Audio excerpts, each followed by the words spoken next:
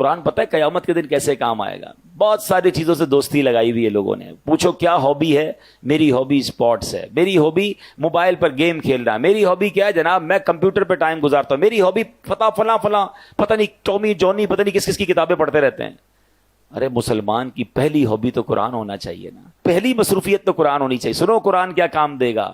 اللہ کریم کے نبی علیہ الصلوۃ والسلام نے فرمایا جو بندہ دن اور رات میں قرآن کریم کی تلاوت کرتا ہے, ایسی روٹین بنائیں کہ کام پر جانے سے پہلے کچھ قرآن پڑھ کے جائیں, گھر آئیں تو سونے سے پہلے کچھ قرآن پڑھ لیں, اللہ کرے صبح سورہ یاسین پڑھ کے جائیں, رات سورہ ملک پڑھ لیا کریں. سنیے نبی پاک فرماتے جو بندہ دن اور رات میں قرآن پڑھتا ہے اور قرآن کے حلال کو حلال اور حرام کو حرام جانتا ہے, اللہ پاک فرشتوں کو اس کا رفیق یعنی اس کا ساتھی بنا دیتا ہے. جب قیامت کا دن ہوگا بندے کے لیے اللہ کی بارگاہ میں دلائل دے گا. قرآن کہے گا رب کریم ہر شخص دنیا میں اپنے کام کی اجرت لیتا تھا, جو بھی کام کرتے ہیں اس کی فیس لیتے ہیں نا. قرآن کہے گا یا اللہ ہر شخص دنیا میں اپنے کام کی اجرت لیتا تھا, مگر فلاں شخص دن اور رات میں مجھے پڑھتا تھا, میری تلاوت کرتا تھا, میرے حلال کو حلال اور حرام کو حرام جانتا تھا.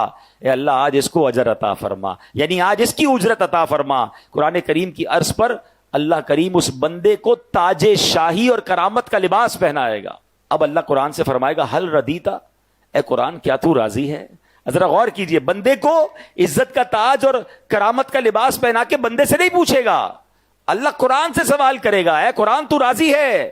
تو قرآن کہے گا یا رب اس سے بھی زیادہ افضل اجر عطا فرما. اب اس بندے کو بادشاہت اور سبحان اللہ جنت کی نعمتیں عطا کی جائیں گی, یعنی عطا کیا جاتا رہے گا.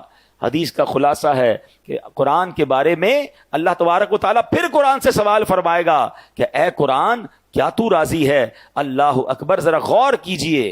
اور پھر ایک وقت آئے گا کہ قرآن کہے گا یا اللہ میں راضی ہوں. اب بتائیں دوستی کس سے کرنی چاہیے, ساتھ کس کا ہونا چاہیے؟ انفارچونیٹلی بہت ساری چیزیں ہم روز اوپن کرتے ہیں, روز سافٹ ویئر اوپن کرتے ہیں, روز آن لائن ہوتے ہیں, قرآن آن لائن نہیں کرتے.